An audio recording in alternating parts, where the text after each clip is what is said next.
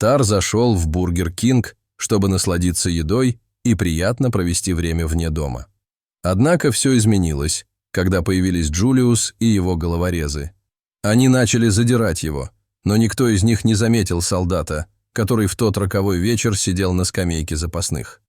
Единственное, о чем думал Тар, это как он ел бургер, который лежал перед ним.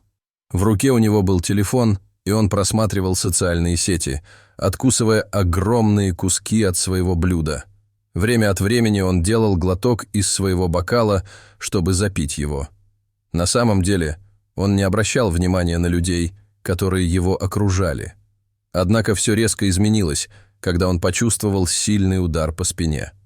Он обернулся, и его глаза расширились, когда он увидел мускулистого парня, Джулиуса. Он был там с несколькими своими ребятами. Все они уставились на Тара так, словно у него было что-то, принадлежавшее им, и он отказывался это возвращать. Тар решил проигнорировать тот факт, что Джулиус ударил его, и продолжил листать свой телефон. Однако Джулиус выхватил телефон у него из рук и увидел, что тот просматривает каталог роскошных спортивных автомобилей. Тар попытался отобрать телефон, но тот был вне пределов его досягаемости. Головорезы Джулиуса тут же начали смеяться над ним. Они требовали объяснить, почему он ищет спортивные автомобили, насмехались над ним и говорили, что такой маленький чернокожий мальчик, как он, ни за что не сможет позволить себе такие вещи. Тар снова проигнорировал их и продолжил попытки вернуть свой телефон. Они продолжали держать его вне пределов его досягаемости. Позже он поднялся на ноги, и прежде чем Джулиус успел среагировать, выхватил у него телефон. Он сказал Джулиусу оставить его в покое. Он уже собирался вернуться к еде, когда Джулиус снова хлопнул его по спине. Джулиус спросил его, почему он обедает в Бургер Кинг, сказав, что такому чернокожему парню, как он, не положено есть в таком престижном заведении. Тар был шокирован его словами. Когда он ответил, что имеет такое же право, как и любой другой, находиться в Бургер Кинг, они не собирались мешать ему доесть еду. Джулиус сказал ему, что его не волнуют его права. Все, что он знал, это то, что вид Тара, который там ест, раздражал его, и он хотел, чтобы тот ушел. Он устал видеть его лицо и был готов вытащить Тара, если до этого дойдет. Чернокожий мальчик проигнорировал все, даже угрозу. Он снова попытался вернуться к еде, но Джулиус отодвинул тарелку подальше от него. Он сердито посмотрел на Тара и в последний раз предупредил его, что они не хотят видеть там черных. Ему пришлось пойти поесть в другое место, предпочтительно в мусорные баки, где было больше черных. Тар снова проигнорировал их и снова потянулся к еде. Он знал, что игнорирование их – единственный способ заставить их заскучать и оставить его в покое. Однако, игнорируя их, он только усугублял ситуацию, и Джулиусу это совсем не нравилось. Он хотел увидеть, как Тар страдает и униженно убегает, но чернокожий парень справился с этим как чемпион. В этот момент Джулиус схватил тарелку Тара и пододвинул ее обратно к нему. Тар уже собирался взять бургер, чтобы съесть, когда Джулиус внезапно схватил стакан, стоявший рядом с тарелкой, и прежде чем кто-либо успел сказать хоть слово, вылил его на блюдо, почти сразу же испортив его. Тар в шоке уставился на него. Он не мог поверить, что Джулиус только что испортил его ужин. Джулиус сидел напротив него и смотрел на него со злобной улыбкой на лице. Он заставил Тара что-то предпринять. В ярости Тар вскочил на ноги, но головорезы силой усадили его обратно на стул. Он снова попытался встать, но его снова повалили на пол. Как бы он ни сопротивлялся, его крепко держали, чтобы он не смог сбежать или сделать что-нибудь еще. Ни одно из этих действий не осталось незамеченным. Все в Бургер Кинг видели, что мальчики издевались над смолой. Все они знали, что происходит, но, к сожалению, делали вид, что не наблюдают за происходящим. Они сосредоточились на еде и напитках. Некоторые предпочитали смотреть в свои телефоны, в то время как Тар снова и снова подвергался травле. Все они предпочли просто заниматься своими делами и предоставить Тара его судьбе. К сожалению, для Тара все стало еще хуже, чего он никак не мог ожидать.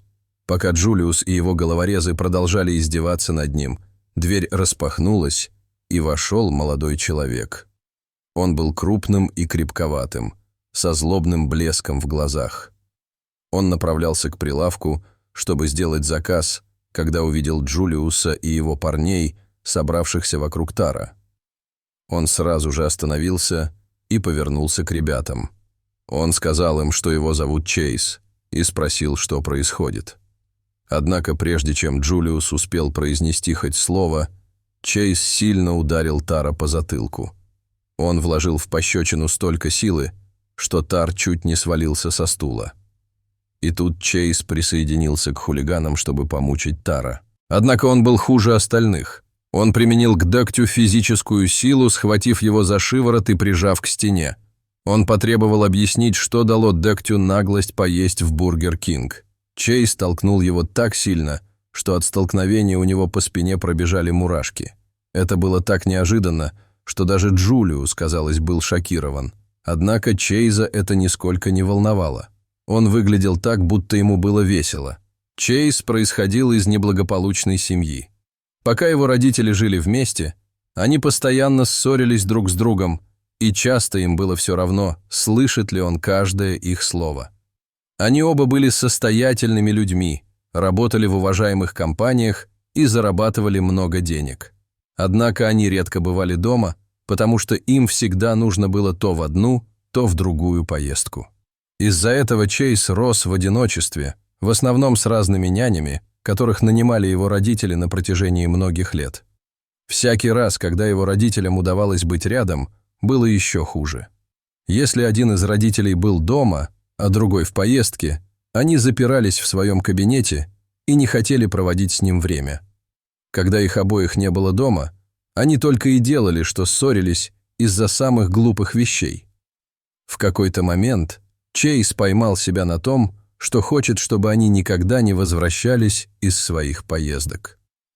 Став старше, он кое-что понял о своих родителях. Они любили свою идеальную жизнь и были готовы на все, чтобы поддерживать ее, в том числе и на то, чтобы платить людям. Это осознание положило начало его путешествию по ложному пути. Он начинал с воровства, но всякий раз, когда его ловили, в дело вступали его родители, которые либо вносили за него залог, либо платили владельцам. Они были готовы подкупить кого угодно, чтобы его не наказали, и всячески баловали его, чтобы сохранить видимость справедливости. Несмотря на это, он не был удовлетворен. Он верил, что может сделать больше и получить больше. Вскоре он начал издеваться над людьми, выбирая тех, кто был меньше или слабее его. Ему нравилось пугать их. Он избивал их и брал у них все, что хотел. Тот факт, что он мог делать все, что хотел, и ему это сходило с рук, убедил его в том, что он непобедим и неприкасаем. Он стал бесстрашным и неуравновешенным, что делало его опасным. Теперь Тар начал понимать, насколько опасен Чейз. Он продолжал прижимать Тара к стене, предупреждая его, чтобы тот никогда больше не заходил в Бургер Кинг, иначе ему придется здорово поплатиться. Затем он толкнул мальчика на пол и велел ему убегать. Однако, когда Тар поднялся на ноги и попытался убежать, Чейз наступил ему на ногу и заставил его споткнуться. Он ужасно упал, при этом опрокинув несколько стульев. Пока Тар корчился от боли на полу, в вестибюле Бургер Кинг вокруг них происходило что-то еще. Персонал заведения быстрого питания раздавал своим клиентам бургеры с начинкой. Когда посетители делали свои заказы, персонал готовил их в соответствии с их требованиями. Но когда они собирались подавать бургеры, они ударили по ним кулаками и разбили их вдребезги. Затем бургеры были поданы посетителям. Когда им принесли еду, многие из них были шокированы тем, что им дали. Они не могли поверить, что их заставляют есть то, что было раздавлено кулаком. Все они начали жаловаться, желая узнать, что не так с их едой. Многие из них встали со своих мест и подошли к стойке, чтобы высказать свои жалобы. Однако персонал не обращал на это внимания. Они отказались заменить испорченные бургеры на более качественные. Когда другие посетители заказывали новые бургеры, они тоже уничтожали их. Все собрались у стойки, пытаясь понять, что происходит с их блюдами. Тем временем Чейз все еще насмехался над Таром. Продолжал насмехаться над ним, приказывая ему встать и бежать. Но каждый раз, когда чернокожий мальчик пытался это сделать, его толкали обратно на землю. Чейз выглядел так, словно наслаждался моментом всей своей жизни, и поскольку почти все были сосредоточены на стойке, он чувствовал, что может делать все, что захочет.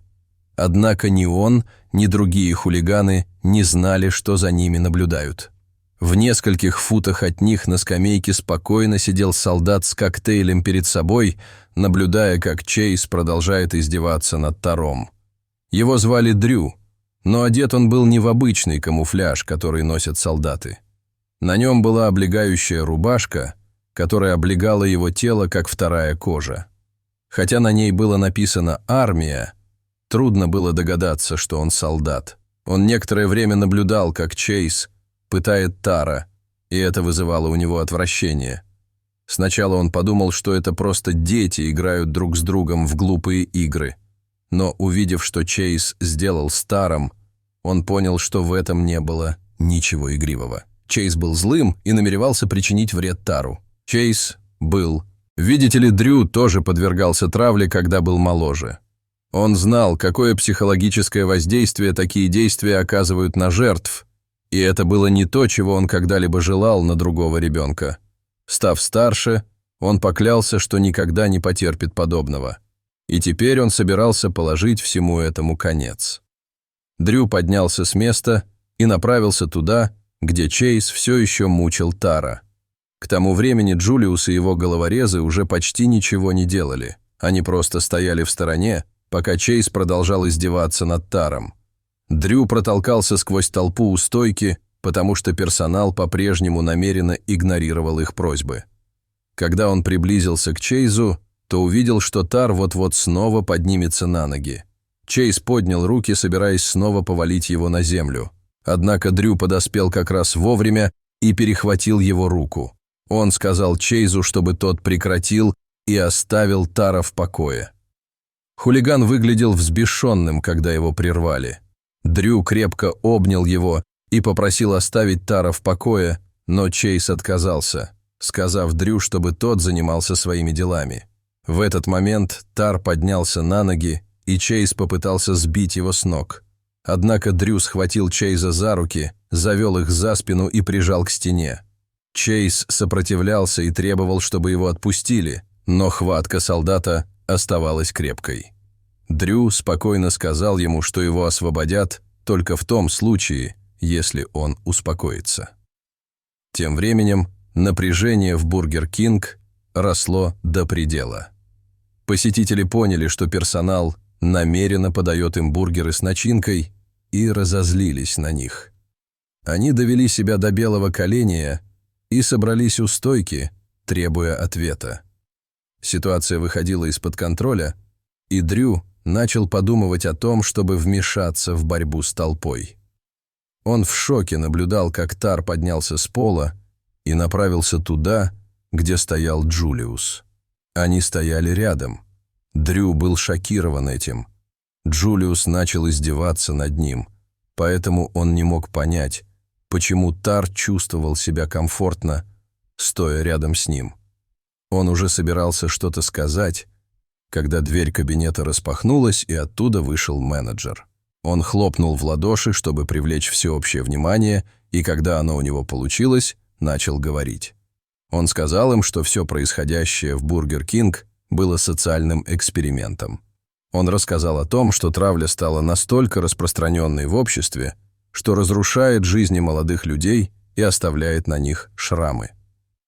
Он также рассказал о том, как общество относится к жертвам хулиганов. Им никогда не уделяли должного внимания, которого они заслуживали. Затем он сказал, что он и его команда решили использовать свою платформу для повышения осведомленности об опасностях травли. Он объявил, что Тар, Джулиус и другие мальчики – актеры. Акты травли, которые они устраивали, были инсценированы, чтобы вызвать реакцию людей, когда они увидят, что над ребенком издеваются, и результаты были нелестными. Почти все не обращали внимания на маленького мальчика, но все они жаловались, когда им подали бургеры с начинкой. Бургеры, над которыми издевались, и их жалобы на них показали, что они совершенно спокойно относились к травле, пока она не имела к ним никакого отношения. Далее менеджер сказал, что хотя эксперимент проходил успешно, они подумывали о том, чтобы сделать из него обертку, но дело приняло неприятный оборот, которого никто из них не мог ожидать. Чейз зашел в Бургер Кинг и взял все на себя. Он не был актером, он был настоящим хулиганом. Он увидел, что делают с Таром, и решил присоединиться к ним. Ему было так весело мучить кого-то другого, что он даже не заметил, когда Джулиус и остальные остановились. Менеджер попытался остановить это, но Тар сделал им знак не делать этого. Он хотел увидеть, как далеко Чейз готов зайти, чтобы причинить боль тому, кого он даже не знал до этого дня. К счастью, Дрю вмешался и остановил его. Солдат стоял в шоке, слушая все это. Остальные посетители были в равной степени шокированы. Всем им было стыдно за себя, когда они осознали, какими эгоистичными они были. Никого из них не волновала человеческая жизнь, которая была в опасности, но они хотели отбиться от персонала только потому, что их бургеры были испорчены. Они поняли, что им нужно работать лучше. Чейз стоял как вкопанный. Он не мог поверить, что его так занесло. Пока он стоял там, все, что он слышал в своей голове, были слова менеджера, напоминавшие ему о том, как жестоко он обошелся с человеком без всякой причины. Вскоре за ним вызвали полицию, и они забрали его. Ему собирались предъявить обвинение в нападении. Однако прежде чем его увели, он извинился перед Таром за все, что с ним сделал, и попросил прощения. Позже, когда Дрю покинул Бургер Кинг, у него стало легче на душе. Он был рад, что все обошлось благополучно, и что люди стали относиться к проблеме травли более серьезно. Это напомнило ему, что бы ни происходило, он всегда будет делать все возможное, чтобы помочь тем, кто в этом нуждается. Вскоре Чейза поместили в приют для несовершеннолетних, где он начал свой путь к внутреннему исцелению. Он осознал всю глупость своего поведения и поклялся, что больше никогда не будет заниматься травлей. Его родители пытались подкупить полицию, чтобы освободить его. Однако видео, на котором Чейз издевается над Таром, стало популярным, и они не смогли принять деньги. Им пришлось расследовать это дело. Они на собственном горьком опыте убедились, что не могут оплачивать каждое плохое решение, которое принимал их сын. Чейз поклялся, что станет лучшим человеком и что никто никогда больше не будет его бояться,